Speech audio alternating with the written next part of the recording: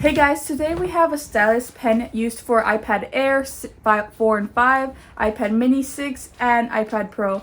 So let's open up and see what it looks like. Inside the box we have extra tips. We have the instruction manual and the pen itself. And when you open the pen, you actually have to turn it on by actually pressing the button on top. And then this shows a blue light indicating that it needs to have a Bluetooth on. So let's turn on my Bluetooth on my iPad. Also, if you have an actual Apple Pencil connected to your iPad, you have to disconnect it from it to be able to connect it through this stylus pen. So once it's connected, you can actually use it as a regular Apple Pencil. And what's good about it is I can actually put it on the magnetic part right here. Since my iPad has a magnetic part, you can be able to charge it and just have it here just like a regular Apple Pencil. So let's test it out as drawing. While drawing with the stylus pen, it's actually very smooth while drawing with it. And it's just very simple to actually use it on the iPad. And it's just very smooth.